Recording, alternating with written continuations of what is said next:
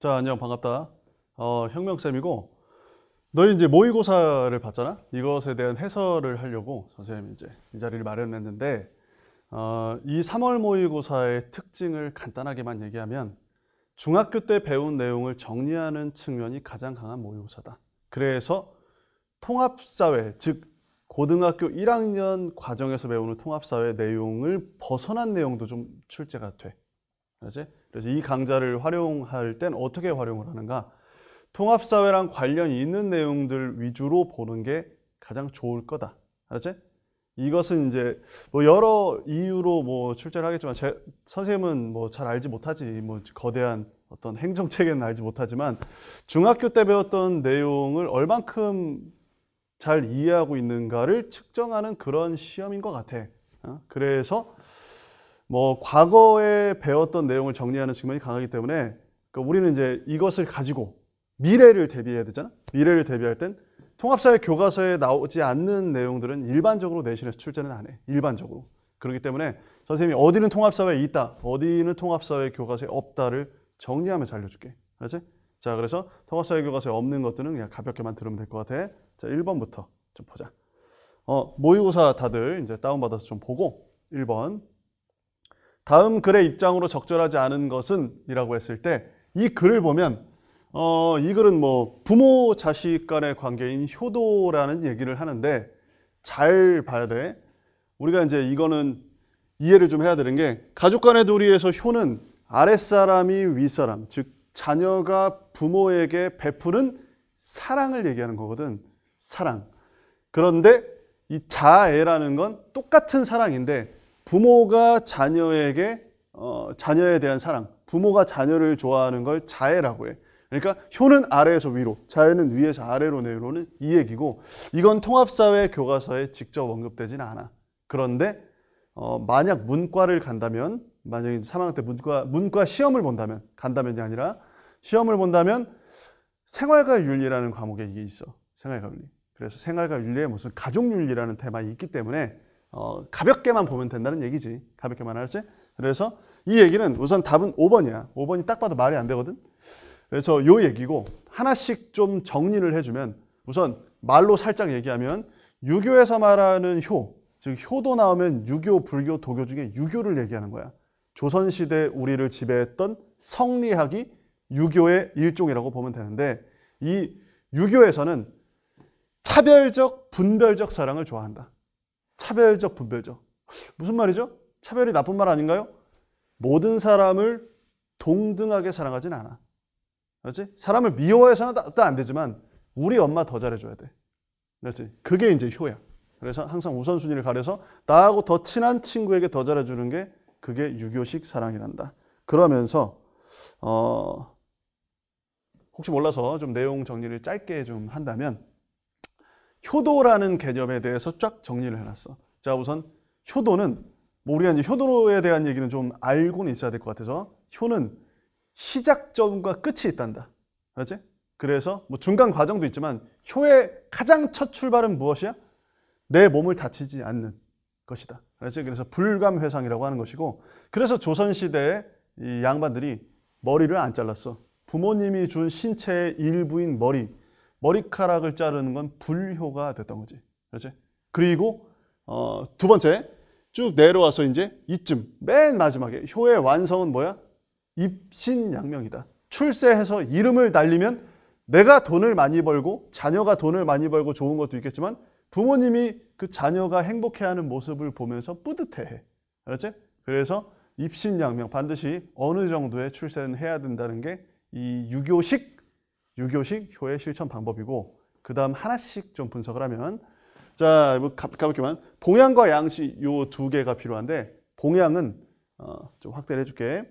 자, 봉양이라는 건 물질적 봉양을 얘기하는 거야. 물질적. 그래서 만약에 이제 너네가 부모님이 노인이 됐을 때 용돈을 드리면서 보살펴줘야 된다는 얘기를 하는 것이고 그리고 양질은 부모님을 정신적으로 공경해줘야지. 용돈을 많이 드릴 수 없더라도 부모님을 항상 사랑한다는 느낌을 부모님이 받으면 굉장히 행복한 삶을 사실 거야. 그렇지? 자, 그 다음 이 공대라는 건 이렇게 표정 관리 좀 해라. 표정 관리. 항상 이렇게 집에 들어갔을 때 인상 쓰면서 들어가면 엄마 아빠는 굉장히 걱정을 할 거야. 얘가 무슨 일이 있나? 이러면서. 그거 불효야, 불효. 알았지? 그래서 가식적으로라도 좀 웃고 가. 그리고 어때? 불욕은 당연한 얘기고 그냥 읽어보면 돼. 부모님을 욕되게 하지 마라. 그 다음에 혼전신성은 무슨 얘기를 하는 거냐면 지금이야 카톡이 있으니까 이렇게 카톡 이렇게 해서 보내면 되는데 옛날에 조선시대를 생각해봐. 집에 들어오면 들어왔다, 나가면 나간다 얘기를 하라는 얘기다 이게. 그렇지? 그 얘기야, 그 얘기. 그래서 뭐 사극 보면 어머님 뭐 들어왔습니다. 아니면 저 나가보겠습니다. 이렇게 얘기를 하고 가야 부모님이 걱정을 안 한다는 얘기지. 그렇지? 그 얘기야. 됐어. 그 다음 답은 5번이었고 2번 문제로 볼게. 자, 2번 문제는 무슨 얘기냐면 이 얘기가 이 다문화 사회에 관련된 얘기인데 이거는 통합사회에 있어. 통합사회에 7단원에 있단다. 7단원에 있는 이 다문화 사회에 대해서 이해를 좀 할 텐데 우리가 세계화, 지구촌 시대가 되면서 외국 사람들과 우리나라 사람들이 어울려 살아야 돼. 외국에서 어울리던 한국에서 어울리던 어울려 살아야 되는데 약간 이렇게 오랫동안 단일 민족으로 살다 보니까 외국인에 대한 배타적인 사고를 가진 사람이 일부 있어. 일부 그런 사람들이 있기 때문에 이런 교육을 하는 거다. 절대 그래서는 안 된다는 얘기를 하는 거지. 알지?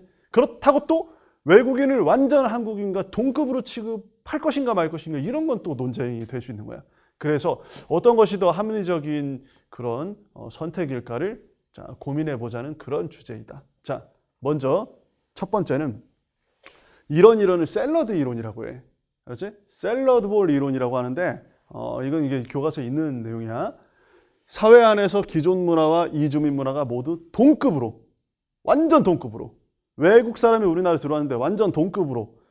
우리나라 뭐 예를 들어서 말도 안 되는 사례지만 우리나라 뭐 축구 경기하면 뭐 애국가 한번 부르고 외국 외국 애국가 비슷한 그런 걸 하나 불러주는 이런 것처럼 우리나라 축제 10번 하면 외국 축제도 10번 하고 이런 방식이 완전 대등하게 가자는 샐러드 이론인데 이건 약간 비현실적이라는 비판을 좀 받아. 결국 여기 우리나라잖아. 그렇지. 5천만 명이고 외국인 많아봐야 한 몇백만 명인데. 그지? 자, 공리주의 원칙에 따라서도 안 맞지. 최대 다수 최대 행복이라고 생각해도. 그 다음 동화주의는 뭐야? 그냥 외국 사람 한국 들어오면 막 김치찌개 먹고 막 청국장 먹고 이래. 이러면 이제 우리도 외국 가면 똑같이 이렇게 안 좋은 대접을 받을 수 있기 때문에 이런 태도도 좀 안 좋은 태도라는 얘기를 하는 건데 어쨌든 입장을 이렇게 정리하는 거야. 이 두 개만 있는 게 아니다. 자, 몇 개 좀 더 정리 좀 해줄게. 선생님이 자 정리를 해보면 다문화 정책이라는 것의 입장을 좀 비교해 볼게. 먼저 가볍게 그냥 눈으로만 봐. 모의고사 해설이니까. 자, 먼저 동화주의와 용광로, 샐러드, 국수 요 네 가지가 통합사회에서 다루는 주제 중에 하나다. 알았지? 하나씩 좀 정리를 해보면 먼저 동화주의는 이게 딱 외국 문화를 파괴시키고 한국으로 흡수시키는 거야. 막 TV 프로그램에 나왔는데 외국인들이 한국 음식을 먹었다고 막 박수 쳐주고 그렇게 먹어 이렇게 강요를 한다. 그러면 이게 동화주의적 사고고 좋은 태도는 아니다. 알지? 그래서 문화의 우열을 강조하는 거지. 우리 한국 문화가 훨씬 더 우수하다는 전제하에 이런 얘기를 하는 거야.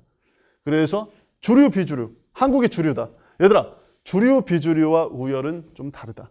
주류, 비주류는 그냥 많은 사람이 누리는 문화다 아니면 소수가 누리는 문화다의 머릿수로 판단하는 개념이고 이건 이미 평가가 들어간 거야. 좋다, 나쁘다. 알았지? 문화를 평가하는 건 위험한 태도야. 분명히. 알았지? 평가하면 평가도 당해. 그러니까 그렇게 하면 안 되는 거고 새로운 문화로의 융합, 제3의 새로운 걸 만들어 볼까? 너도 양보하고 너도 양보해서 그냥 퓨전 음식처럼 만들어 볼까? 이런 게 있는데 동화주의는 그게 아니란 뜻이지. 결론, 동화주의는 문화의 우열을 강조하면서 주류 비주류를 강조해서 어때? 우리나라 문화로 흡수시켜버리는 거야, 외국인을. 자, 이제 용광로는 어떤 이론이냐면 동화주의를 약간 눈속임하는 이론이라고 보면 돼. 미국에서 발달한 이론인데 이런 거지. 자, 뭐 그래, 뭐 여러 민족이 사니까 다 용광로 속에 때려박아. 그리고 녹여. 제3의 새로운 제3의 새로운 금속으로 만들어내자. 이런 게 이제 용광로 이론인데 이게 왜 비판받는지 아니? 잘 들어. 철 99.9%와 알루미늄 0.00 1%를 섞어봐야 제3의 물질이 나오면 그거는 제3의 물질이니? 내가 볼 때는 불순물이 조금 들어간 철에 불과한데 결국 다수인 철의 다수 문화가 그냥 그대로 반영된다는 특징이 있어요. 이게 용광로가. 눈속임 이론이야, 이게. 그래서 동화주의 일종이다. 많이 집어넣은 것들 위주로 들어가게 돼 있고, 그래, 제3의 물질을 만든다면 무조건 그걸 따라라. 이런 어떤 소수 문화를 파괴할 만한 우려가 있는 이론이어서 비판받아. 교과서에 있어. 그래서 자, 소수 문화, 고유 문화 인정, X, 우열. 자, 그 다음에 완전 녹이기 때문에 우열을 강조하는 건 아니지만 주류 비주류의 구분을 하고 그 다음에 새로운 문화를 융합을 한다. 알았지? 자, 이런 얘기야. 그 다음 세 번째, 샐러드 이론이라는 건 이런 거지. 자, 샐러드는 완전 동급으로. 샐러드 속에 딱 집어넣은 무슨 수많은 야채와 과일이 있잖아? 그걸 이제 드레싱으로 이렇게 싹 묶으면 한 덩어리처럼 보이지만 각자 고유성을 유지한 채 공존하고 있는 것이. 그래서 자, 샐러드는 소수의 고유 문화를 인정하고 우열, 주류 이런 거 없어. 샐러드 안에 뭐가 주류가 그런 게 어디겠니? 자, 그런 다음 융합도 X다. 네 번째 볼게. 국수 모델이 가장 현실적인 모델이라고 평가를 받긴 하지만 이 이론들은 이제 호불호가 있으니까 자, 국수는 어쨌든 국수와 얘들아 국수를 딱 시켰어. 잔치국수를. 그러면 그 안에 뭐 계란도 있고 고명이라고 하잖아. 계란, 뭐 호박 뭐 이런 거 있지. 그런 거 이제 삶아서 딱 들어가 있으면 그러면 그건 계란국이니 아니면 국수니? 계란 조금 넣었다고 그게 계란국이 되니? 그 국수야, 국수. 이 얘기를 하는 거야. 즉 여기는 결국 한국이야. 그러니까 5천만 명이 살고 있지만 한 500만 명 정도 외국인이 들어왔다라고 하면 그래 500만 명의 외국 문화를 존중하는 건 사실이지만 그렇지? 존중해 분명히. 하지만 여기는 5천만 명이 넘는 그리고 계속 우리가 살아왔던 터전이 한국이야. 그러니까 한국의 주류성을 어느 정도 인정한 채 한국 사람들이 많으니까 주류성을 인정한 채 외국인과의 이제 공존을 추구한 거야. 한국 문화 10번, 외국인 한 2번 뭐 이런 정도로 이해를 하면 될 것 같아. 가장 단순한 판단이. 그래서 소수의 고유 문화를 파괴하지 않아 절대. 우열 평가를 하는 것도 아니지만 주류 비주류는 좀 있지 않나. 이런 이론이 국수 이론이고 가장 절충된 이론이라고 보는 게 좋을 것 같아. 알았지? 자, 그래서 이것과 관련된 얘기를 좀 보면 자, 샐러드 이론과 이제 동화주의를 보고 이게 동화주의잖아. 그지? 답은 1번 아닐까? 다양한 문화의 고유한 정체성을 인정해야 한다. 이게 완전 국가가 새로 만들어진 나라들은 이 샐러드 이론이 가장 좋을 수도 있어. 그지? 근데 우리는 이제 뭐 굉장히 오랜 기간 동안 단군 시대부터 있어 왔기 때문에 그 국가마다 이제 선택하는 것이 다르고 국가마다 상황이 다르기 때문에 그렇다고 생각하면 되겠다. 답은 1번이다. 1번. 자, 3번 문제를 볼게. 3번 문제는 칸트라는 철학자에 대한 이야기를 하는 거야. 3번은. 자, 칸트라는 철학자는 어디서 많이 들어봤지? 이거 통합사회에 나온다. 통합사 1단원에 있어. 알았지? 1단원. 너희가 처음 맞이하는 그 단원인 1단원 중에 두 번째. 1-2에 나와, 이게 칸트가. 알았지? 1-2와 3에 걸쳐서 있지만 2에 주로 나온다. 어디에 나오냐? 행복의 기준이라는 것에 나와. 뭐가 행복한 것이지? 또는 뭐가 도덕적인 것이지? 이런 얘기를 할 때 하는데 칸트라는 사람을 잠깐만 얘기할게. 자, 칸트는 이런 사람이야. 선생님이 3번 문제에 관련된 칸트의 이야기를 잠깐만 하면 굉장히 깨알 같은 글씨들이 써 있는데 선생님이 하나씩 좀 분류를 해줄게. 칸트라는 사람은 우선 굉장히 이성을 좋아하는 사람이다. 알지? 그냥 다 필요 없고 이런 거야. 칸트는 이 수많은 얘기들 중에 필요한 건 이런 거지. 칸트라는 사람은 자, 행위의 동기를 강조해. 쉽게 설명을 한다면 우리가 이제 통합사회에 맞춰서 어느 얘기를 해준다면 이런 거지. 내가 친구를 도와주려는 아주 착한 의도로 무슨 행동을 했어. 손을 이렇게 잡아줘서 물에 빠질랑 말랑하는 친구를 그냥 진짜 도와주고 싶어서 막 갔어. 그래서 이 끙끙 대다가 결국 얘를 떨어뜨렸어. 내가 물속에 빠뜨리게 될 꼴이지. 가만히 있으면 나오는 애를 내가 뭐 도와준다고 싶고 하다가 우왕좌왕 떨어뜨렸어. 그러면 결과적으로는 친구에게 피해를 준 거지. 물속에 빠져 허우적대다가 친구가 나왔다 치자. 그러면 너무 고통스러웠을 거 아니야. 그렇지? 물속에 허우적대다가. 결국 결론이 뭐야? 칸트는 내가 남을 도와주려는 착한 의도로 한 행동이기 때문에 결과적으로 내 친구가 손해를 받더라도 나는 도덕적인 행동을 한 거야. 이게 이제 칸트의 동기론이다. 알지? 저 사람이 무슨 마음씨로 했지? 이런 게 이제 칸트의 입장이라고 한다면 행위의 결과를 고려하지 않는 거야. 근데 이 공리주의라는 이론이 나오는데 이거는 결과만 따져. 결과만. 자, 저 공부 열심히 하려고 했습니다. 필요 없어. 공리주의한테 몇 점이야? 뭐 이런 것만 따지는 거야. 결과적으로. 몇 점 맞았어? 과정 필요 없고 몇 점 맞았어? 세상에서 가장 많이 통용되는 이론은 공리주의 이론인데 뭐가 좋다 나쁘다의 문제가 아니라 다수결에 관련된 얘기도 공리주의 쪽이라고 보면 되겠다. 어쨌든 결과를 중시하느냐 과정을 중시하느냐 이런 것에 차이점이 있고, 알았지? 칸트의 키워드는 도덕법칙이라는 키워드고 공리주의는 최대 다수의 최대 행복이라는 키워드를 기억하면서 문제를 접근해주면 좋을 것 같아. 알았지? 자, 보자. 먼저 이 얘기는 이게 칸트가 되는데 칸트는 이런 거야. 쾌락을 추구하는 경향성이나 감정이 아니라 이성과 이성, 감정의 반대말 이성이야. 그리고 의무의식 이런 게 아까 전에 칸트 이론에 뭐라고 써 있었지? 칸트 이론에 의무론이라고 써 있지? 의무론. 이런 거 보고 이제 칸트라고 하는 거야. 알았지? 내가 스스로에게 내린 명령을 무조건 따라야 되는 의무로 여기고 살아야 된다. 언제나 어디에서나. 자, 그래서 본다면 답은 당연히 의무가 나오는 5번일 것이고 이런 거야 이제. 아침에 급하게 등교하던 고등학생이 길에서 울고 있으면 무조건 남을 도와야 한다는 도덕 법칙에 따라서 도와줘야 돼. 알지? 그래서 보면 감정 이런 거 틀렸고 보상과 대가는 결과를 고려한 행동이니까 이런 것도 잘못된 행동이야. 칸트 입장에 따르면 이런 것들은 다 잘못된 행동이고 최대 다수의 최대 행복 이런 거 관심 없어. 칸트는 항상 반대인 공리주의와 같이 나오는 거야. 그리고 주변 사람으로부터 칭찬받을 수 있는지는 결과를 고려한 행동이기 때문에 안 된다. 답이 5번이 되는 거지. 자, 그 다음 4번 문제를 볼게. 자, 4번 문제는 이런 거는 이제 슈바이처의 이야기인데 이게 뭐 필요 없고 그냥 생명중심주의이고 그것까지도 너무 이렇게 너무 깊게 들어가는 거니까 이거 통합사회 2단원에 나와. 2단원 써줄게 그냥. 2-2에 나오는데 2-2, 2-2 그래서 인간과 자연의 관계라는 곳에 등장하는데 1학년 통합사회는 그렇게 어렵게 나오지 않고 이게 인간을 우월하게 여기는 인간중심주의인가? 인간중심주의는 환경을 막 파괴해도 돼. 환경을. 아니다. 탈인간중심주의. 즉 환경을 고려하는 인간중심주의를 벗어난 새로운 윤리학인 탈인간중심이니까. 결론. 인간중심이야? 탈인간이야? 이걸 물어볼 때 탈인간 중에서도 동물까지 존중하자. 또는 생명, 식물까지 존중하자. 또는 무생물까지 존중하자. 이렇게 해서 동물 중심, 생명 중심, 생태 중심 이렇게 나뉘는데 거기를 정확하게 구분시키진 않아. 통합사회에선. 환경 쪽이야, 인간 쪽이야 이렇게 물어봐. 알았지? 자, 그랬을 때 이 문제의 답은 니은, 리을인데 이건 친환경주의자야. 그랬을 때 하나씩 확대를 해볼게. 인간에게 유용한 생명체만을 도와야 됩니다 해서 왠지 생명체를 도와야 된다는 말처럼 보이지만 인간에게 유용한 생명체만을 돕는다는 얘기가 틀렸다. 알았지? 이건 철저하게 인간중심주의적 사고방식이야. 인간이 지나가다가 어떤 영지버섯을 발견하면 되게 비싸잖아. 그지? 영지버섯을 발견하면 와! 이거 굉장히 대단한 버섯이구나. 좋다. 이렇게 생각하는 이유는 뭐지? 돈이 되지. 인간에게 유용한 생명체니까 그래. 하지만 지나가다 독버섯을 발견하면 어때? 발로 뻥 차지? 걔도 생명인데.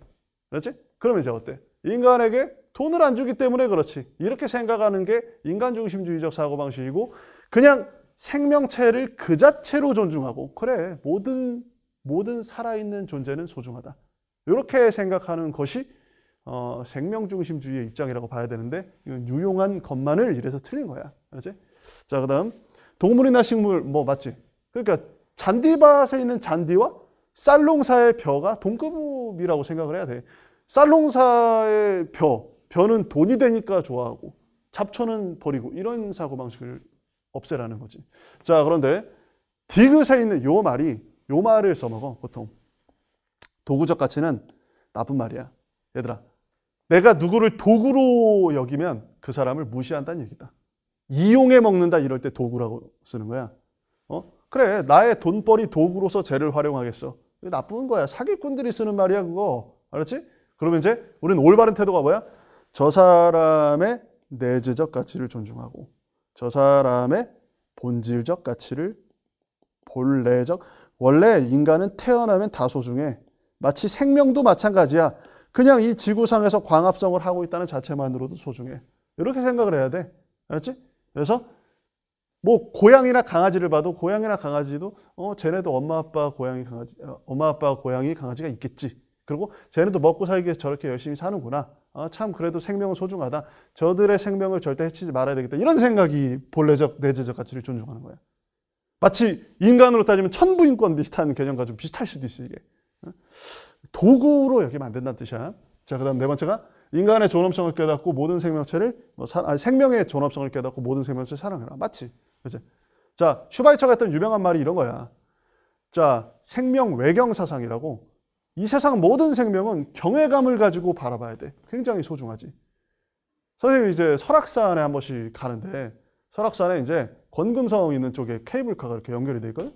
이제 그쪽 딱 올라가다 보면은 케이블카를 타고 쭉 올라가다 보면 중간쯤에 설악산의 그 돌산이잖아, 그게. 한국지에서 뭐 돌산이라 그래. 돌산도 돌만 있는 게 아니라 중간에 흙이 한 줌씩 들어있어. 그 사이사이에. 먼지가 흙이 되고 막 해서 아무튼 됐어. 그 흙 사이사이에 조그만 나무가 자라고 있다. 그 바위 틈새에서도 풀과 나무가 어떻게든 악착같이 버티면서 살고 있어. 이런 걸 보면 느껴지지 않니? 생명이 참 경외롭구나. 그렇지? 생명 외경사상. 그래서 모든 살려는 의지가 있어. 이 생명은. 살겠다는 의지가 있어. 사막에서도 또는 나무도 어떻게든 물을 빨아먹으려고 막 뿌리가 그렇게 휘황찬란하게 가는 거 아니겠어? 그지? 먹고 살기 위해서 나도 마찬가지고 나도 막 한 3일 동안 물 못 먹어봐. 그럼 막 물만 찾아다닐 거 아니야. 살겠다는 의지가 있는데 그 의지를 꺾어내면 안 된다. 알지? 생명을 유지시키는 것은 선이고 생명을 단축시키는 것은 악이다. 이게 슈바이처 선생님의 이론이야. 생명을 유지시키면 도덕이야. 생명을 단축시키면 비도덕이야. 이런 얘기. 그 다음에 5번 문제로 갈게. 자, 5번 문제를 보면 5번 문제는 요 사람 되게 중요한 사람이고 이거는 몇 단원에 나오는가? 6단원에 나와. 6단원. 자, 6단원. 통합사회 6단원에 등장하는 롤스라는 철학자다. 이 사람을 잠깐만 얘기하면 이런 거지. 롤스는 복지제도를 찬성하는 입장이라고 봐야 돼. 롤스 자체가 복지 국가론을 주장한 건 아니지만 롤스는 한 발 더 나아가서 우리 이런 거 있지. 복지가 뭐야? 그러면 가난하고 힘든 사람을 누구나 나도 마찬가지고 누구나 인간은 자기 의지와 상관없이 힘들어질 수 있어. 경제적으로나 여러 가지 이유로. 그랬을 때 국가가 손을 내밀어서 다시 일어설 수 있도록 도와줘야 돼. 마치 지나가다가 넘어진 사람을 이렇게 손을 잡고 일으켜 주는 것처럼. 그렇지? 그런 제도를 복지제도라고 해. 즉 사회적 약자를 국가가 보살피다. 이런 게 이제 복지인데, 자, 복지제도를 운영하려면 국가에 돈이 좀 필요해. 국가가 돈이 있어야 돈을 주잖아. 그럼 돈을 어떻게, 국가는 땅을 파면 돈이 나오는가? 아니지. 세금을 받아와야 돼. 그런데 가난한 사람에게 세금을 많이 받아서 가난한 사람을 주는 건 의미가 없지. 그럼 또 가난에 빠지게 되잖아, 세금을 뺏기면. 그러니까 돈에 여유가 좀 있는 사람에게 많은 세율을 매겨서 세금을, 그러니까 쉽게 얘기하면 돈이 많은 사람에게서 이제 많은 세금을 받아와서 그걸 가난한 사람에게 재분배해주는 그런 게 복지제도라고 생각하면 돼. 아주 쉽게 얘기하면. 그렇지? 그런데 이 복지제도에 찬반론이 있는 이유가 뭐냐면 세금을 많이 뺏기는 입장에서는 복지의 혜택도 못 받으면서, 왜냐하면 경제적 강자를 도와주질 않아, 복지는. 일반적으로. 일반적으로야. 도와주는 제도도 있겠지. 근데 일반적으로 국가는 경제적 약자에게 집중해서 그 돈을 쓴다. 그러니까 그 경제적으로 부유한 사람 입장에서는 돈을 세금을 많이 내는데 자기는 혜택이 하나도 없어. 이래서 이제 복지제도 찬반론이 등장하는 거야. 알지? 어쨌든 전 세계 거의 대부분의 국가는 1919년 바이마르 헌법, 1919년 바이마르 헌법, 독일 바이마르 헌법이라는 곳에서 최초로 사회권이라는 걸 규정한 이후에 순차적으로 시행해왔고 우리나라도 복지제도를 하고는 있어. 이것을 복지의 비중을 늘리냐 줄이냐, 비율을 더 많이 하냐 더 조금 하냐의 차이일 뿐이지. 어쨌든 그 복지제도의 기초를 닦아준 사람이 롤스고 1970년대에 등장했던 이 정의론이라는 책이 이제 복지제도의 아주 기초가 된 책이라고 할 수 있는 거야. 자, 봐. 정의는 사회제도의 일덕목입니다. 공정한 사회가 되려면 정의의 원칙이 필요하죠. 롤스가 말하는 정의의 원칙들이 여러 가지가 있어. 쉽게 얘기하면 우선 사람들을 자유롭게, 평등한 자유의 원칙, 자유를 보장해주고, 두 번째가 성공할 수 있는 기회를 똑같이 줘야 돼. 기회균등의 원칙. 그 다음에 성공을 하고 실패를 하고 했을 때 실패한 사람과 가난에 빠진 사람, 예를 들어 100m 달리기를 했어. 자, 5등까지 상금 줄게. 그럼 6, 7, 8, 9, 10등은 상금을 못 받잖아. 그럴 때는 어때?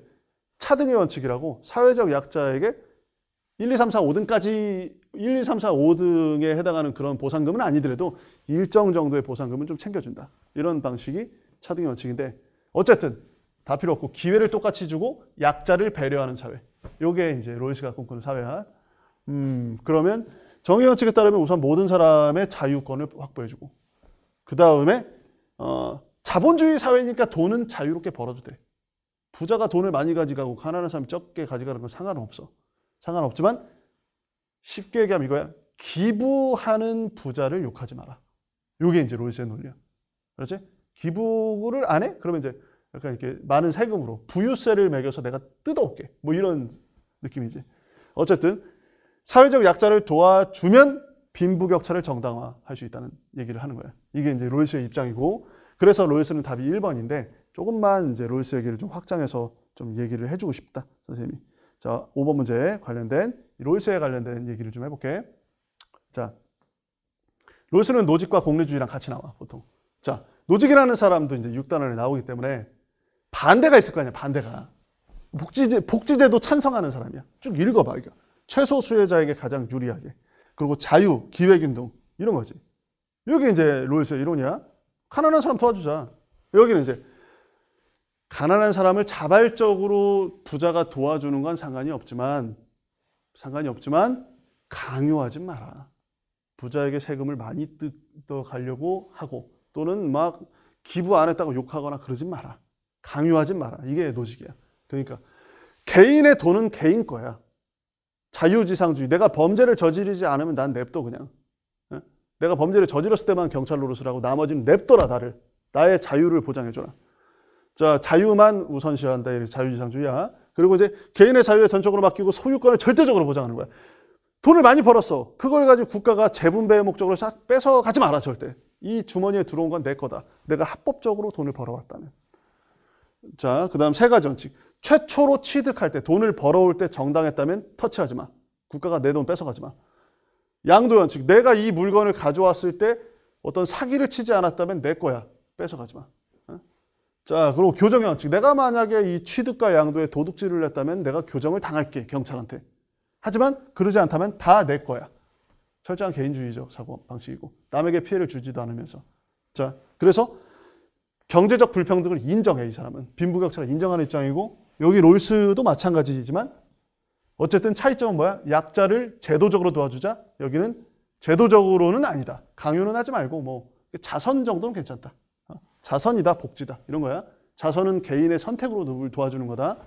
자, 공리주의는 뭐 최대 다수의 최대 행복을 추구하기 위해서 때로는 복지 제도를 할 수도 있지만 때로는 안 할 수도 있다는 그런 카멜레온 같은 입장이라고 생각하면 돼. 자, 어쨌든 여기 5번은 답이 1번이었다. 자, 여기까지 하고 정리하고 다시 6번으로 넘어가도록 할게.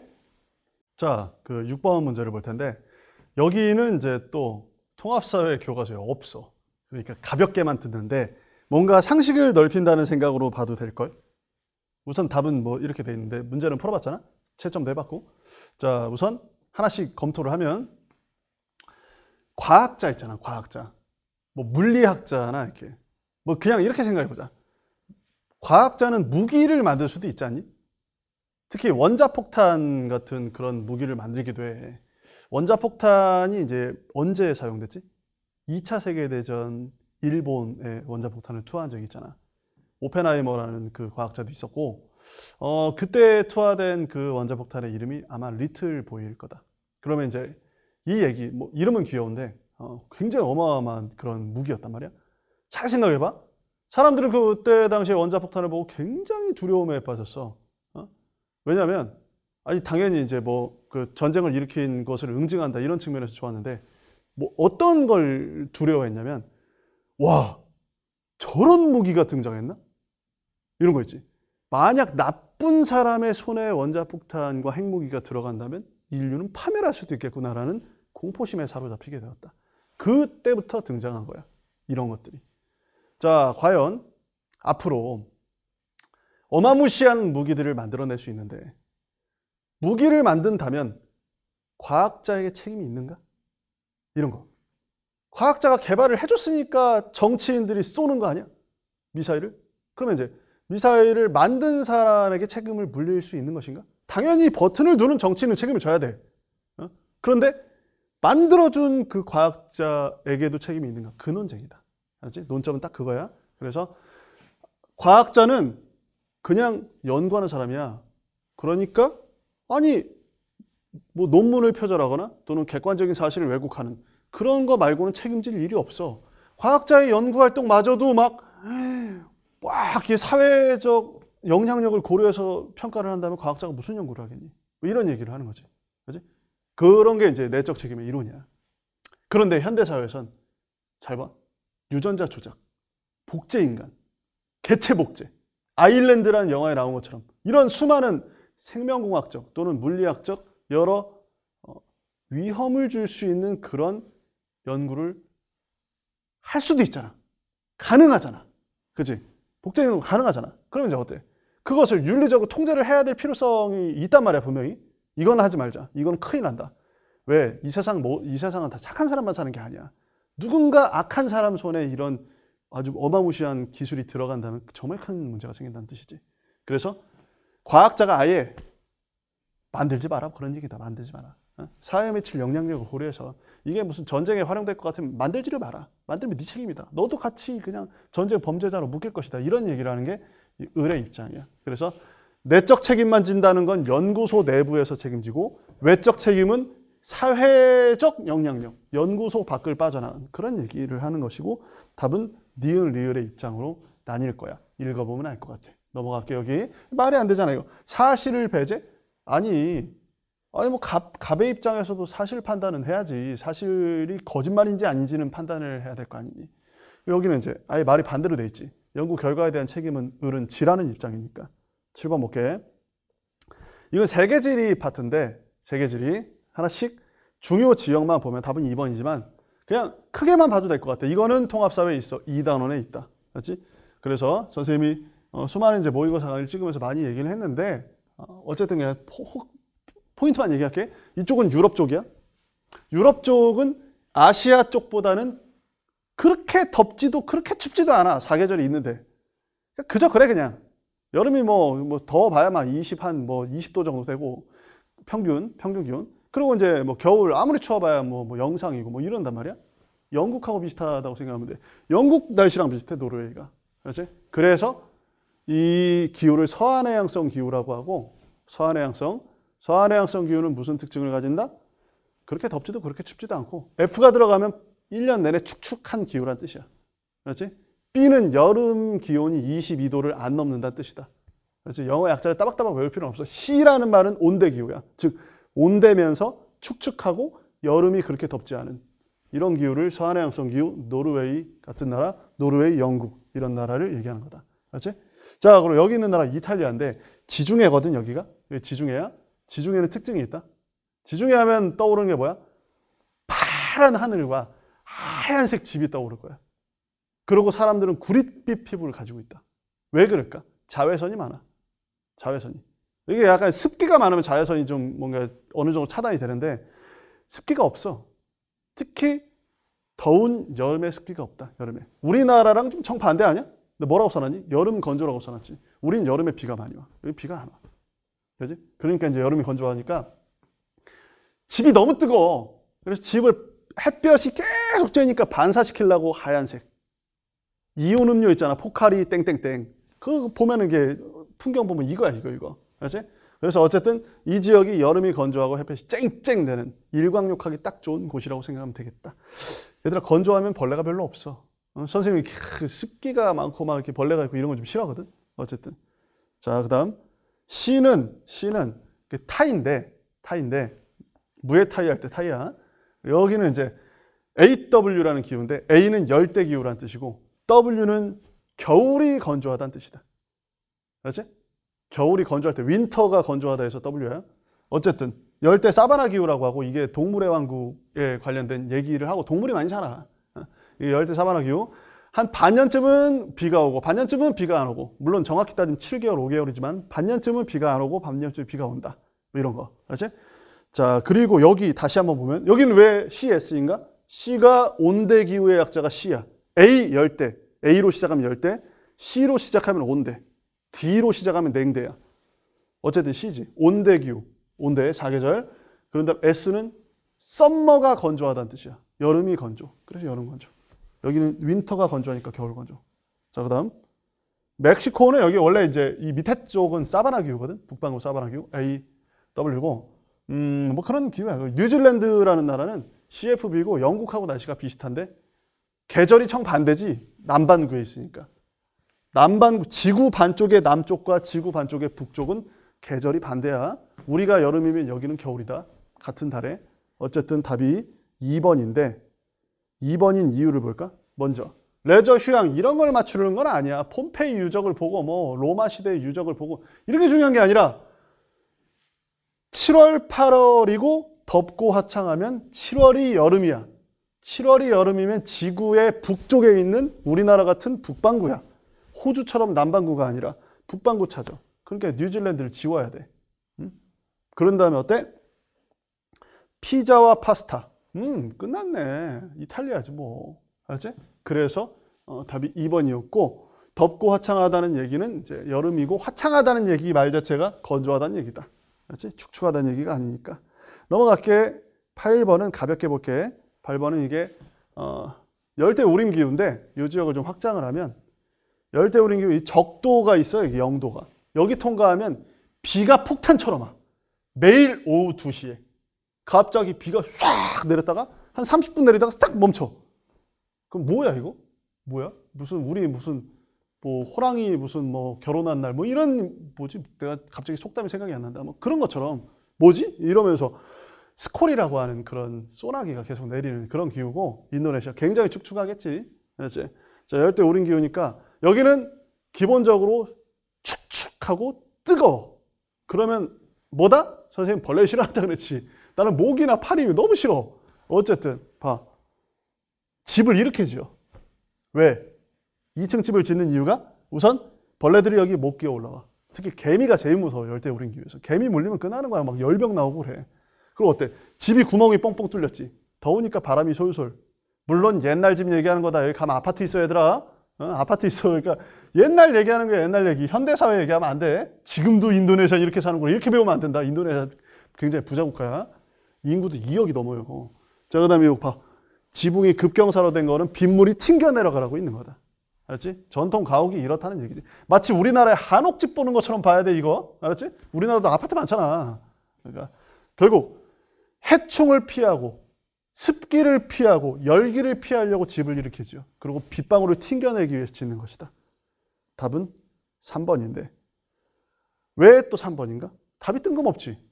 뜨거운 거 찾아야 되는데 뜨거운 게 없어. 자, 외우자. 첫 번째, 술록은 썰매 끄는 그 소 있지, 소. 갈색.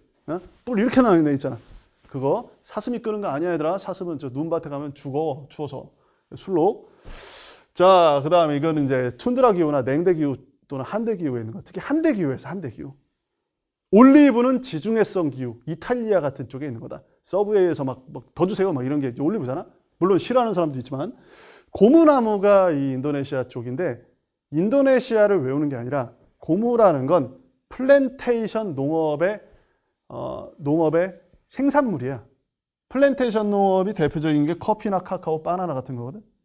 뭐냐면 되게 안타까운 역사인데 이 동남아시아 지역과 아프리카 지역은 영국은 아니고 자 이쪽이 이제 유럽 강국의 네덜란드, 영국, 프랑스 얘네들이 막 이쪽 막 삼파전 했던 거야. 인도 차이나 반도는 프랑스가 다 뺏어가고 타이는 중립국이었지만 옆에 있는 미얀마는 영국이 뺏어갔단 말이야. 그러면서 각종 강대국의 각축장이었어요. 이게 식민지배 쟁탈전.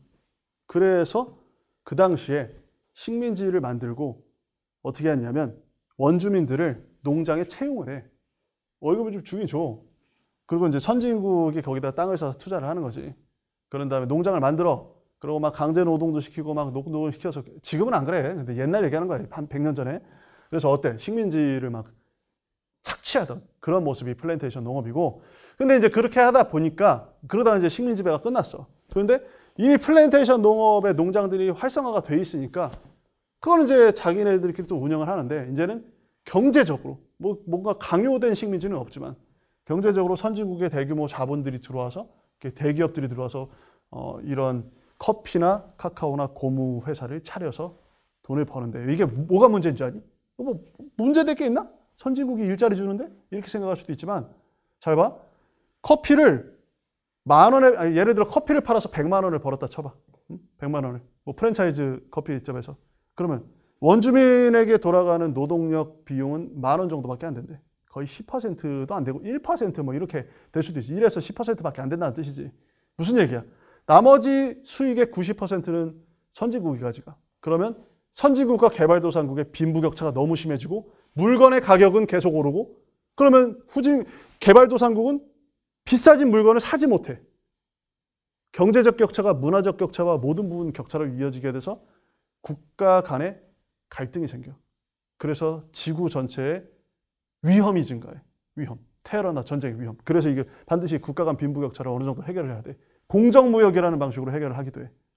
자, 그래서 어쨌든 답은 3번이었고, 얘들아 이제 라마랑 알파카 얘네들은 이렇게 막 이렇게 고산지대에 사는 애들이야. 남미. 귀엽게 생겼어요. 파마 머리 이렇게. 낙타처럼 생겼는데 자세히 보면 막 되게 순한 낙타처럼 생기고, 낙타는 가까이서 보면 되게 싸움 잘하게 생겼거든. 얘는 쌍꺼풀도 있고 그래. 아무튼 라마랑 알파카 얘네들은 이제 안데스 산맥이나 이런 쪽에 사는 열대 고산기후 지역에 사는 애들이고, 오아시스 주변에 있는 것은 건조기후, 사막기후라고 생각해야 되겠지. 자, 9번 문제 볼게. 우리나라 제주도 가면 이렇게 생긴 절벽이 있다. 이 절벽의 이름을 주상절리라고 하는데, 어쨌든 뭐 주상절리처럼 생긴 것지만 그것의 핵심은 이 주상절리와 뭐 화산지대를 맞추는 게 아니라, 얘들아 바닷가를 가면 어른들 있잖아. 어른들. 아빠 엄마는 이제 보통 어디를 다니니? 이런 데 다닌다. 그 자녀들은 해수욕장이나 모래사장에서 막 놀고. 왜 이런 데를 다녀? 생물체를 채집하러 다니지. 이렇게 생물체를. 아버지 이렇게 낚시 이렇게 던져가지고 낚시를 하기도 하고, 뭐 낚시 싫어하는 사람도 있겠지만, 요런 바위 틈새 거북손하고 막 이런 게 있잖아. 각종 이제 어패류들이 있으니까. 굴도 있고. 그치? 이게 이제 암석해안의 특징인데, 이게 이런 해안을 암석해안이라고. 여기에 먹을 게 많아. 여기 막, 알았지? 자, 그래서 모래사장 막 호미로 파봐야 뭐 안 나와. 자, 이거는 이제 하나 좀 설명이 필요해서 9번 문제와 관련된 얘기를 좀 준비했어. 자, 보자. 암석해안의 모습을 한번 보여줄까? 암석해안은 이렇게 생겼다. 바다의 파도가 계속 이 벽을 때려. 땅을 계속 때리잖아. 물론 뭐 위아래 에너지만 뭐 이런 얘기 하지 말고, 어쨌든 때려. 그럼 어때? 원래 여기까지가 땅이었다.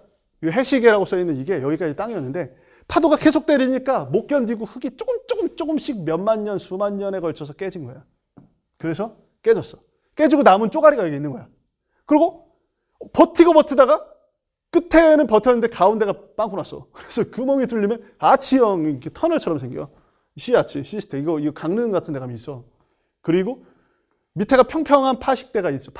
파식대라고. 여기에서 이제 갯벌 체험이 아니라 여기에서 이제 막 무슨 조개도 잡고 뭐 이런 거야. 여기 물고기가 가끔 막 갇혀 있고 여기 이런 거야. 그 정글의 법칙 보면 이런 데 돌아다니잖아. 이런 게 이제 암석해안의 특징이야. 해안은 모래해안과 암석해안 두 개로 나뉘는데 이렇게 되어 있는 게 암석해안의 특징이다. 왜 생긴다고? 파도가 때려서 그래. 파도를 고상한 말로 뭐라 그래? 파랑이라 그런다. 파랑. 그래서 답이 4번이야. 응? 파랑. 근데 이제 하나씩 설명을 하면 모양을 기억할게. 해안 절벽을 해시계라고 해.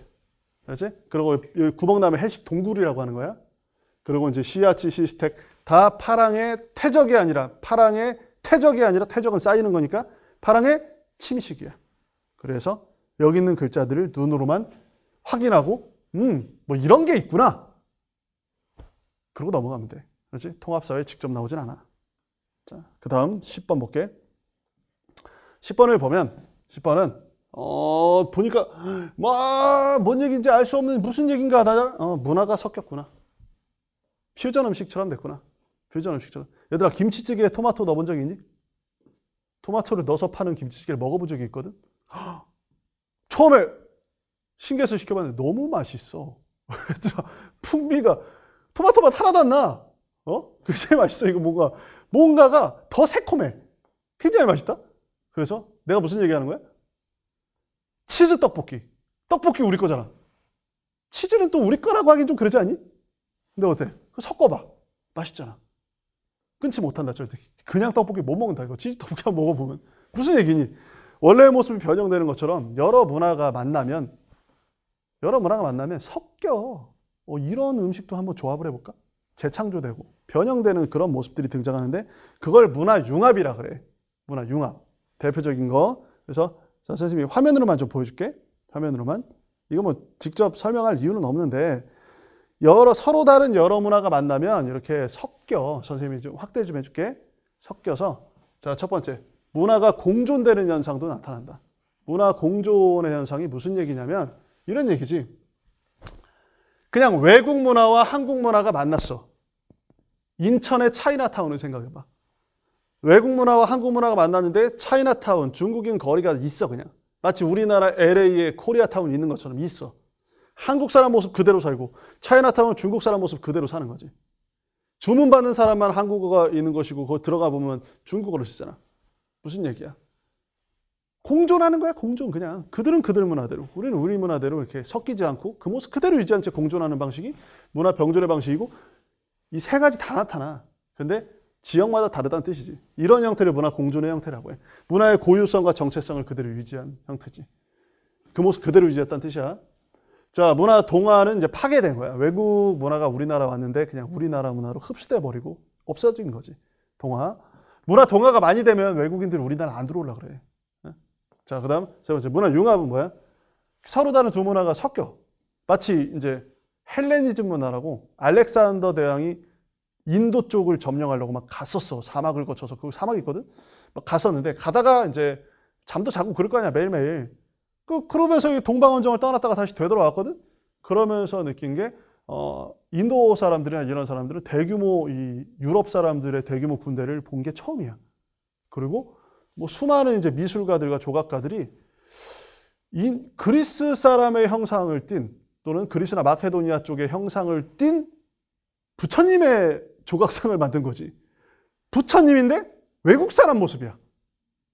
이게 이제 간다라 미술이라고 하는 거다. 알지? 헬레니즘 문화에. 문화가 융합된 거지. 전통 인도의 어떤 종교였던 불교라는 것에 유럽 사람의 모습을 섞어서 그린 거지. 그런 걸 문화 융합의 모습이라고 해. 알지? 자, 이런 것들이 이제 대표적인 사례가 한국에 있는 차이나타운 문화 같은 게 이렇고 그냥 눈으로만 봐도 될 것 같아. 자, 아메리카 인디안 문화는 아메리카 인디안을 살고 있다가 백인들의 문화 때문에 파괴돼 버렸다. 그리고 여기가 이제 중남미의 성모 마리아 상이 멕시코인의 모습을 띤 성모 마리아예요. 성모 마리아 상은 약간 유럽 사람이나 서남아시아 사람처럼 생겼잖아. 그런데 그게 아니지. 그러니까 전통 문화의 융합이 돼버린 거지. 결론 답이 3번이지. 3번. 이게 융합의 모습이라고 하는 거다. 자, 여기까지 하고 우리 또 11번부터 또 나아가도록 하자. 자, 11번을 볼 텐데 11번은 뭐 그냥 보자마자 답은 1번일 거야. 근데 태풍인데 태풍은 시험에 어떻게 나오냐면 말로만 하면 태풍은 이렇게 쭉 진행을 할 거 아니야, 태풍이. 태풍이 이렇게 진행을 하면 진행 방향 기준으로 오른쪽이 위험해. 오른쪽. 그게 화살표 이렇게 있지, 화살표. 그림을 좀 그려주면 화살표가 이렇게 있고 태풍이 이렇게 있을 거 아니야, 태풍? 태풍? 그치? 태풍 보이지? 그러면 어디가 위험하다? 여기가 위험하다. 내가 비금 쳐줄게. 이쪽이 위험해, 이쪽이. 진행 방향 기준으로 오른쪽이 항상 위험하다는 걸 기억하고 두 번째 이거 통합사회에 나오는데 두 번째 암기사항은 태풍은 17m/s 이상을 얘기한다, 일반적으로. 그렇지? 초속. 그리고 열대 저기압이다. 그렇지? 태풍은 나쁜 점만 있는 게 아니라 순기능으로서 태풍은 적조현상을 완화하고, 그렇지? 그리고 또 뭐 이제 바닷물을 정화하는 그런 역할을 한다는 거지, 바닷물을 정화. 답은 1번이고, 기상재해 중에 하나인데, 이거는 뭐 크게 어렵지 않을 것 같아. 넘어갈게. 12번 문제를 보잖아. 12번은 우리가 전 세계 인구가 출산과 사망으로 인해서 인구가 증가하고 감소하고 이렇게 되는 경우도 있는데, 인구가 늘어나고 줄어들고, 근데 이제 그건 자연적 증가 감소를 얘기하는 것이고 사회적 증가 감소도 있다. 우리나라 기준으로 가만히 있는데 누가 이민을 와서 그래서 인구가 늘어날 수도 있고 우리나라 사람들이 외국으로 빠져나가서 감소할 수도 있지. 그 사회적 증가 감소를 얘기하는 거고 인구 이동이라고 해. 그렇지? 인구 이동. 근데 인구 이동은 크게 보면 세 가지야. 첫 번째가 정치적 이동. 알지? 두 번째가 경제적 이동. 정치적 이동은 전쟁 때문에 그래. 그리고 이제 두 번째가 경제적 이동은 돈을 벌기 위해서 가는 거지. 자, 세 번째는 환경적 이동인데 지구 온난화 때문에 굉장히 좀 힘든 그런 지역들이지. 몰디브 같은 데도 마찬가지고, 그지? 투발루라는 국가가 잠기고 있어. 바닷물이 높아지니까. 가만히 있는데 바닷물이 계속 높아지고 있는 거지. 땅이 줄어들고 있는 거지. 이랬을 때 난민이 생기는 거야. 그치? 어쨌든 그 세 가지 이유를 구분할 수 있는가? 이런 얘기다. 그치? 답은 여기서 3번인데, 첫 번째, 지속적 가뭄으로 이러니까 그냥 환경. 그렇지? 경제, 정치, 환경 중에 환경이구나. 자, 그 다음에 여기는 돈을 벌기 위해 갔으니까 싱가포르로 가서 경제적 이동인데, 여기는 자발적으로 이동한 측면이 강하지 않니? 그러니까 맨 마지막에 있는 리을에 있는 강제적이 틀린 거야. 돈을 벌기 위해서 가는 건 강제가 아니라 자발적 이동이고, 이렇게 말만 나오는 거고, 이거 이제 9단원에 있거든? 거의 안 틀려, 학생들. 그렇지? 자, 그래서 답은 3번이고, 넘어갈게. 선생님은 통합사회 내신 전문가이기 때문에, 시험에서 학생들이 많이 틀리는 문제들을 알아요. 근데 저거 별로 안 틀려. 그냥 단순 암기 정도밖에 안 돼. 자, 그 다음에 13번은 뭐 지구온난화 2단원의 네 번째 주제에 있는데, 뭐 그냥 세 번째나 네 번째, 지구온난화를 완화하는 기술이다. 그냥 이러고 넘어가면 될 것 같은데? 여기? 알았지? 자, 큰 의미는 없어. 왜냐하면 지구온난화랑 관련된 게 이산화탄소다. 뭐 이런 정도만 좀 기억하면 되지 않을까? 보통 산림 파괴는 이제 열대림 파괴를 얘기하는 거야. 알았지? 자, 뭐 또는 뭐 산성비 때문에 산림이 파괴가 되는 경우도 있지만 그거보다는 열대림 파괴를 제일 많이 얘기하겠지. 14번 문제를 볼게. 이 얘기는 고등학교 3학년 정치와 법이라는 수능 과목에 있는데, 이거는 이제 초등학교나 중학교 때는 배우고 고등학교는 1학년 때는 안 배워. 1학년 통합사회는 없어. 그래서 가볍게는 얘기하는데 좀 알면 도움은 좀 될 거야. 뭐 세상을 이해하는데, 우리나라는 대통령제를 택하는데 대통령제와 의원내각제 이렇게 두 개가 있어요. 이 국가 형태는. 우리나라는 짬뽕된 거야. 대통령제를 기반으로 하지만 의원내각이 섞여 있다.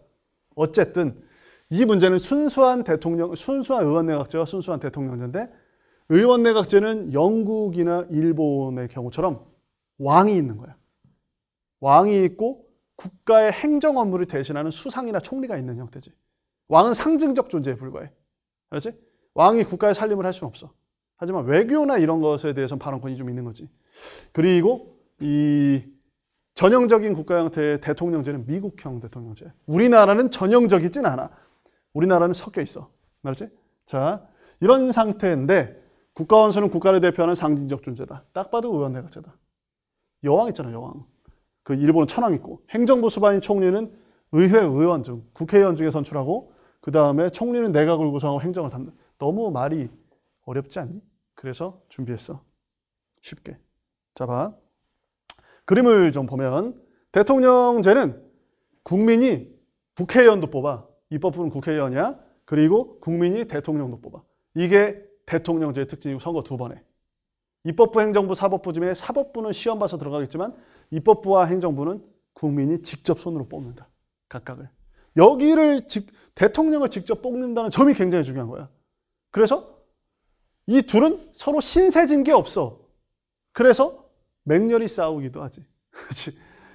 견제를 잘할 수 있겠지. 이쪽은 법률안 거부권을 행사할 수 있어. 입법부가 만든 법률을. 여기는 탄핵을 할 수 있고. 이런 방식인데, 그 권력이 약간 독립적이라는 뜻이야. 여기는 권력 융합적이다. 뭐냐면 여기가 없지 않니? 여기는 대통령이 아니라 총리라고 해. 여기를. 총리를 국민이 뽑는 게 아니라 국회에서 뽑아. 국민은 국회만 뽑으면 돼. 그러니까 국회에서 여기를 뽑기 때문에 국회와 행정부가 밀접한 관련이 있지. 국회 다수파가 원하는 사람이 총리가 돼. 그러니까 둘이 싸우지 않아. 하지만 둘이 짝짝꿍해서 뭔가 나쁜 짓을 하면 이걸 통제하기가 참 힘들다는 단점이 있지. 그 장단점이 있는 거야, 이게 다. 그래서 입법부가 총리를 선출하고, 총리, 내각 불신임권. 뭐냐면 내각이 잘못하면 내각 불신임권을 행사할 수 있지만, 그럴 때는 너도 없어져. 나를 뽑아준 의회 너마저 동반으로 없어지자. 의회 예산권. 이렇게 되는 거야. 어쨌든 권력 융합적이고, 이럴 때는 국회의원이 행정부의 료직을 담당할 수 있어. 중요직. 국회의원과 행정부의 중요직은 다른데 국회의원이면서 장관일 수 있다는 얘기야. 교육부 장관 이런 거. 그렇지? 왜냐하면 전형적인 대통령제는 그게 안 되지만 우리나라는 또 된다. 우리나라는 이게 두 개가 적절히 섞여 있는 형태야. 알 필요는 없지만. 그래서 답이 3번이야. 국회의원이면서 직업이 하나 더 생겨. 장관일 수도 있다는 얘기지. 우리나라가 특이한 형태야. 우리나라가 그러니까 대통령제를 기반으로 하되 우리나라도 이게 되거든. 국회의원이면서 장관인 게 의원 내각제를 일부 가미했다. 이런 게 이제 우리나라 형태야. 답은 그냥 3번이고. 자, 됐어. 나머지 설명은 다 한 것 같아. 15번은 정치 참여 집단이라는 주제인데 얘들아 정치에 참여를 해야지. 민주주의 제도만 있다고 잘 돌아가니? 우리가 매의 눈으로 감시를 해야 돼. 그래서 좀 뭐 잘못하는지 아닌지 계속 언론이나 또는 집회나 이런 걸 통해서 감시를 해줘야 되겠지. 그래야 국가가 올바르게 돌아가. 그렇지? 감시 안 하면 반드시 권력은 부패하게 돼 있다. 자, 그래서 가장 기본적인 감시 방법, 정치 참여 방법, 감시 방법, 정치 참여 방법은 선거야, 선거. 선거에 대한 얘기를 필요는 없겠지. 그럼 이제 가장 기본적인 건 선거라고 한다면 선거는 5년에 한 번, 대통령은 또는 국회는 4년에 한 번밖에 못하기 때문에 그러면 그 공백 기간 동안 우리가 지속적으로 감시를 할 수 있는 방법은 없나? 그랬을 때 세 가지 방식이 있다. 첫 번째가 시민단체를 참여해서 공공의 이익을 추구하는 시민단체를 참여해서 여러 가지 목소리를 낸다거나 두 번째 이익집단의 활동에 참여해서 어떻게? 이익집단은 쉽게 얘기하면 이거야. 의사협회, 변호사협회, 노동조합. 같은 직업의 특수 이익을 실현하기 위한 한 목소리를 내는 집단이야. 왜냐하면 현재 물가에 비해서 노동자의 최저임금이 낮은 것 같아요 라고 얘기를 해줘야 알아. 왜냐하면 다른 사람의 직업에 대해서 큰 관심이 없어. 그러니까 자기 건 자기가 알아서 얘기를 해야 돼. 이들의 이제 발언권을 인정을 해줘야 세상에 억울한 일이 당한다는 것을 세상에 발생하고 있는 억울한 일들을 표면화시켜서 해결을 해나가는 거지. 그렇지? 그래서 우리나라의 갈등을 줄이는 효과가 있어. 또 정당은 정권 획득이 목적인 집단이지만 정당 활동에 우리가 민간인 자격으로 참여하거나 국회의원이 되거나 여러 가지 방식으로 활동을 할 수 있는데 이러면 국가의 결국 권력기관인 국회를 배출하는 곳이잖아요. 여기가 국회나 대통령을. 우리가 이런 것에 참여해서 한 목소리를 내면 국가가 올바른 쪽으로 갈 수 있겠지. 자, 그래서 답은 우선 1번인데 뭐 이게 정권 획득을 목적으로 하면 정당이고 특수이익은 당연히 이익 집단이고 여기는 이제 주체에 해당하면 다 되는 거야. 자, 정리를 좀 해보자. 이건 뭐야? 정당이라는 것은 그냥 눈으로만 보면 될 것 같아. 정당에 가입해서 정권 획득을 목적으로 하겠지. 정권 획득. 그렇지? 정권이라는 건 국회의원과 대통령의 목적이야. 자, 그 다음 두 번째. 이익 집단은 뭐야? 특수이익을 실현하기 위해서 정치 과정에 참여하는 사람들이지. 특수이익. 그렇지? 자기 직업의 이익, 사적 이익을 추구하는 데가 이익 집단이야. 정당은 공익, 공공의 이익, 여긴 사익. 환경, 여기 사익. 시민단체. 공익. 공익. 그렇지? 공익, 환경 보호라는 이런 것들. 그리고 이제 나머지 여기는 이제 뭐 집회 이런 경우는 이런 집단적 참여가 있단다. 그렇지? 자, 여기까지 하고, 그 다음 16번도 이제 정리하고 넘어가도록 할게. 자, 계속 할 텐데, 이제 16번 보자.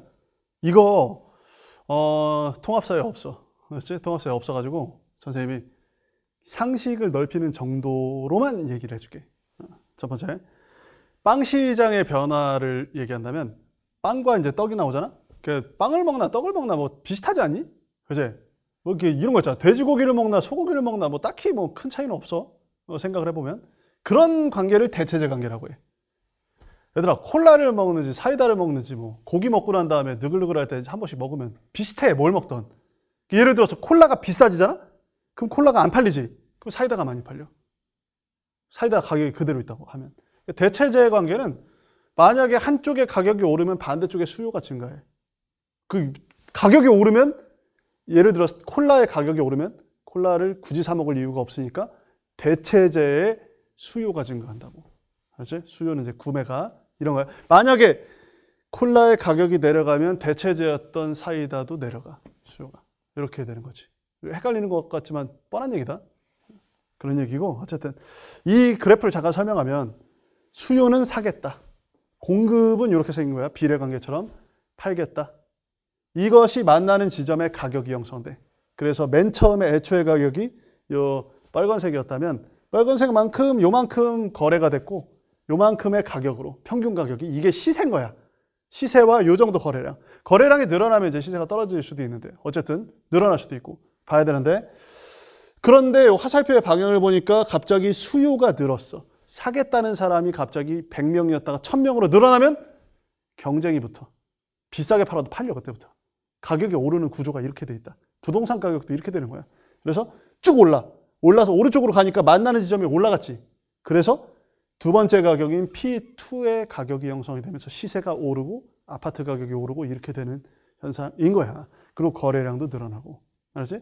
이런 게 일반적인 수요 공급의 모양새여서 답은 자 1번이다. 1번. 왜냐하면 비싸지니까 공급자는 팔겠다고 더 많이 꺼내서 요만큼의 공급이 늘어나. 이렇게 되는 거야.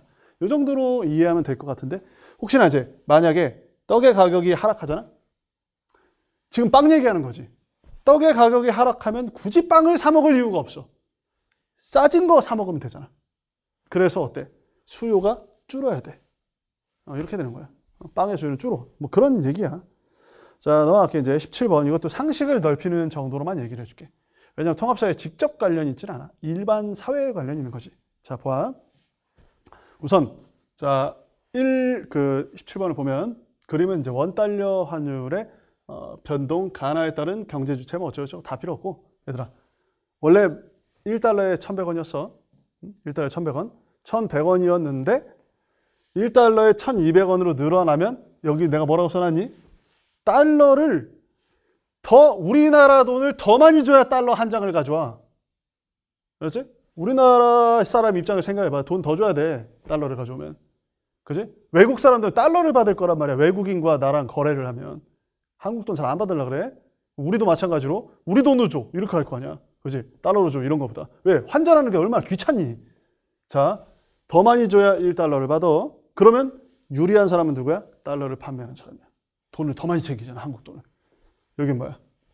불리한 사람은 달러 구매자야. 이렇게 생각을 해야 돼. 달러 구매자가 누가 있니? 해외여행 가는 사람이지. 해외여행. 해외여행 갈 때 환전할 때 돈 더 많이 줘야 돼 우리. 이런 얘기야. 유리 분리. 헷갈려 보이지만 아무 얘기도 아니다. 밑으로 보면 반대 얘기 아니? 더 적게 줘도 1달러. 자, 하나씩 생각해 볼게. 얘들아 여기서는 환율이라는 말과 가치라는 말에 말장난을 당하면 안 된다. 잘 봐. 환율은 늘어났다. 달러 대비 한국 돈 지불해야 되는 돈이 이제 한국 돈의 숫자가 늘어나면 달러가 환율이 늘어난 거예요. 보통 이제 $1 환율을 계산할 때 그렇게 해. 그러면 가치는 뭐야? 한국 돈의 가치는 떨어진 거야. 환율은 올랐는데 가치는 떨어진 거야. 이게 말장난의 포인트야. 이렇게 읽으면 딱히 어려운 게 없다. 답은 자 4번인데 미국산 원료를 수입하려는 우리나라 기업은 무슨 일이 벌어질까? 미국산 원료? 원래 미국산 원료의 미국 가격이 $10였다고 해봐. 그러니까 미국에서 팔고 있는 거 내가 배 타고 가서 가져오는 거잖아. 그러면 그 기존에는 1,100원씩이었으니까 11,000원을 지불하면 그 원료를 사왔어. 그래서 가공해서 팔았는데 원가가 오른다는 게 이거야. 환율이 오르니까 그냥 난 12,000원 줘야 저 사람한테 사올 수 있어. 이거 미국 가격이 고정되어 있다는 전제하에. 그지? 그러면 미국산 원료를 수입하는 사람은 불리해 유리해? 불리한 사람이야. 환율이 올랐을 때. 그래서 답이 4번이 되는 거고 자 이게 통합사회에는 1학년 통합사회 과정에는 없기 때문에 간단하게만 정리할게. 18번 보자. 다음 사례에서 부각되는 문화의 속성은 이건 이제 수능 과목 중에 하나인 사회문화 과목에 등장하는 건데 문화라는 거 알잖아 우리가 뭐 그지? 한국 문화 이럴 때 문화가 학습성, 공유성, 총체 변동, 축적성 5가지가 있단다. 잠깐만 설명하면 학습은 후천적으로 학습된 것만 문화야. 후천적으로. 내가 기지개를 편다. 하품을 한다. 이런 건 문화가 아니지. 인간의 행동이지만 문화는 아니지만 하품을 할 때 손으로 입을 이렇게 가린다. 이거 에티켓이잖아. 이건 문화다. 왜 내가 이렇게 하품할 때 하면 내 앞에 있는 친구가 나를 보고 얼마나 혐오스러워 하겠니. 그래서 입을 좀 가려준다. 이러면 이제 문화가 될 수 있어. 그런 게. 그렇죠? 자, 그 다음에 공유성은 한국 사람들 대다수가 그런 행동을 같은 행동을 한다. 이런 게 이제 공유성이야. 그래서 한 국가와 다른 국가 국민을 구분해주는 표지가 돼. 한국 사람들 다 김치를 먹잖아. 언어가 다른 것도 마찬가지야. 총체성은 무슨 얘기야? 도미노 현상이야. 한 덩어리야, 문화는. 예를 들어서 전자상거래가 활성화되면 우리 음식 시켜 먹는 그 배달 앱 있잖아. 배달 앱. 배달 앱이 활성화되니까 오토바이가 많아지고 오토바이와 관련된 여러 법규가 생기고 이렇게 연결이 돼 있어. 알았지? 자, 그 다음에 변동성은 그렇게 지나다 보면 시간의 흐름에 따라서 어떤 문화는 생성되고 어떤 건 소멸하는 변동이 일어나. 생성, 소멸. 마지막 축적성은 예전에 고려 시대에는 하얀색 김치를 먹었다. 그러다가 남미에서 고춧가루가 들어온 다음에 빨간 김치로 누적이 된 거야. 그런 거니까 우리 김치의 본바탕에 조금씩 뭔가 가미가 돼서 누적이 되는 것처럼 인간의 지식도 이렇게 누적이 된 거다. 처음에는 움집 짓는 게 뭐야? 움집. T자 모양으로 기둥 세우는 정도만 하다가 지금은 고층 빌딩까지 하는 건 이 집을 짓는 방식이 누적이 됐기 때문이지. 누적 발전되는 게 축적성이야. 세대가 지나면서. 자, 그 중에 하나를 맞추는 건데 이걸 보면 알겠지만 외국인과 한국인은 이게 다르다. 우리는 우리끼리 알고 외국은 외국끼리 안다. 이래서 이게 공유성이야, 공유성. 알지? 저 사람들끼리는 저게 무슨 의미인지 안다. 이런 얘기다. 공유성이니까 답이 기억, 디귿인데, 자, 우선 공유성이 우선 등장하고, 자, 하나씩 볼게. 그 사회의 문화를 공유한다. 그리고 성인이 되면 어떤 문신을 할지 하고 이것을 잘 봐. 니은을 보면 고정된 것이 아니라 시대에 따라 변하는 변동성인데 여기서는 문화를 배워난 형태가 나타나잖아. 어린 자녀들이 부모를 보고. 그러니까 디귿. 선천적인 게 아니라 후천적으로 학습되는 이 학습성도 여기서 드러난단 말이야. 그렇지? 그런데 직접 변동성이 드러나진 않아.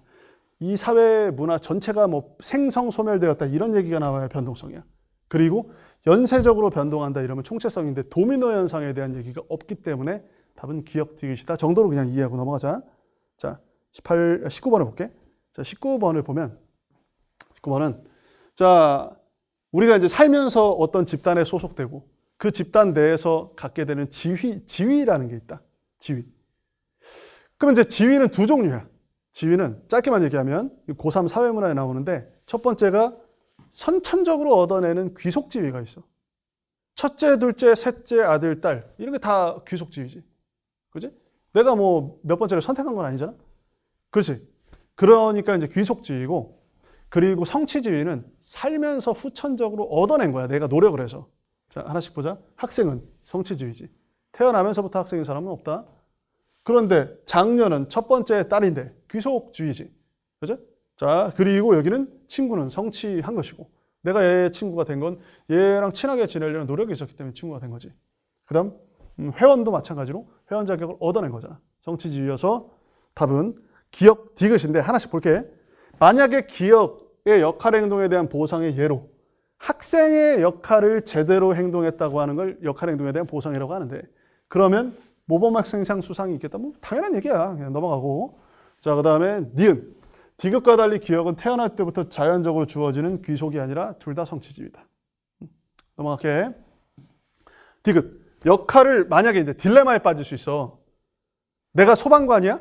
근데 내가 누군가의 엄마야? 그러면 이제 어때? 아니, 갑자기 내 자녀가 엄마 지금 너무 막 몸이 아파. 빨리 와줬으면 좋겠어. 이렇게 얘기를 해. 그런데 갑자기 나가려고 하는데 소방서에 전화가 불 좀 꺼주세요. 그러면 이제 내 몸은 하나밖에 없잖아. 난 어디로 가야 되니? 이런 게 이제 한 사람이 세상의 여러 가지 지위를 동시에 가지게 돼. 엄마라는 지위도 있고 소방관이라는 지위가 있을 수도 있잖아. 사회적 지위, 뭐 가정 내 지위겠지만 그랬을 때 딜레마 상황에 빠져. 둘 다 동시에 수행할 수 없을 때 이럴 때 발생하는 갈등을 역할 갈등이라고 해. 뭐 그럴 수 있지. 그래서 디귿은 맞는 말이다. 맞지? 뭘 선택해도 한쪽에서는 욕을 먹게 되는 그런 역할 갈등의 사례가 있으니까 가장 우선적인 걸 선택해라. 뭐 이런 그냥 얘기로 끝나는 거지. 자, 그 다음 리을. 모두 개인의 능력이나 노력을 얻게 되는 성취지위가 아니라 장려는 귀속지위야. 알겠니? 자, 마지막 문제로 가게. 여기도 수능의 수능 과목들을 미리 선행하는 측면으로 이 모의고사를 보여주는 게 더 강하다. 이것도 이제 수능에서 나오는 정치화법 파트에 나오는 부분이야. 가볍게만 얘기할게. 우리나라의 소송들이 여러 소송이 있지만 제일 자주 접하는 소송은 첫 번째가 민사소송이야. 사기당했어요. 돈 받아와야 됩니다. 이런 게 민사소송이야. 제 돈 빌려줬는데 안 주네요. 민사소송. 개인이 신청해야 돼, 개인이. 억울한 일이 있는 개인이 자기가 억울한 일을 당했다는 걸 증명하면서 소송을 시작해야 된다. 국가가 대신 신청해 주는 게 아니야, 소송을. 그 민사소송이라 그래. 두 번째는 형사소송은 범죄는 국가기관이 대신해줘. 이거 좀 중요한 거니까. 형사처벌을 하기 위한 게 형사소송이다. 시작할게. 자, 먼저 이게 민사소송인데 원고가 억울한 일을 당한 사람이라고 생각하면 돼. 알았지?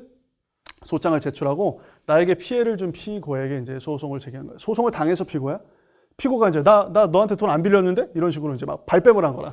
답변서를 제출하고 원고가 말도 안 되는 소리로 영수증 첨부하고 CCTV 녹화본 제출하면 이제 선고를 판사가 해주는 거지. 이런 방식이 민사소송의 방식이야. 자, 돈 받는 거야. 손해배상하고 끝난다. 형사소송은 고소 또는 고발을 해. 알았지? 고소는 고소권자가 고소를 한다. 이 사건에 직접적 이해관계가 있는 사람들, 피해자거나 이런 사람들이 고소를 하고, 고발은 제3자가 소비자 고발처럼 고발을 해주는 거야. 목격자가 고발을 해주는 거지. 이런 것으로 시작을 하거나 또는 경찰 같은 수사기관의 인지로 시작이 돼. 범죄 수사가. 범죄야 이거. 그다음 수사기관인 경찰이 수사를 한다. 경찰이 수사를 해서 한 몇십 일 정도 조사를 한 후에 상급기관인 검사에게 넘겨. 그러면 검사도 수사기관이야? 검사가 어때? 이거를 소송을 끌고 갈지 아니면 여기서 그냥 끝냈지. 보니까 애매하네. 이 사람 범인 아닌 것 같아. 돌려보냈지? 아니면 얘를 재판정에 끌고 와서 감옥을 보낼지를 검사가 결정하는 걸 기소한다고 해. 기소를 하면 재판이 시작되고 기소를 안 하면 재판이 시작을 안 하는 거야. 멈추는 거야. 그냥 끝나는 거야. 근데 기소하는 걸 공소제기라고 하는 거다. 그래서 어쨌든 오직 검사만이 할 수 있어. 기소 독점주의야 우리. 그래서 판사도 못한다 이건. 검사가 기소를 하면 법정에서 신문 및 변론을 하고 그리고 최후 선고는 판사가 하는 이런 구조를 가진 거야. 알았지? 그래서 답이 5번이다. 5번. 자, 이럴 때 이제 형사소송의 원고는 검사가 되는 거지. 자, 모의고사 해설 강의를 나름 풍부하게 하려고 노력을 했는데 어땠는지 모르겠어. 어쨌든 이 강의가 학교에서 통합사회 교과서에서 활용되는 측면이 좀 강하고 또 나중에 이제 뭐 되게 나중 얘기인데 무슨 고등학교 3학년 때 비문학을 위해서 배경지식을 많이 넓히려고 하잖아. 사회탐구 배경지식을 넓히는데 큰 도움이 되는 강의일 거야. 자, 선생님 여기까지 할게. 고생했어.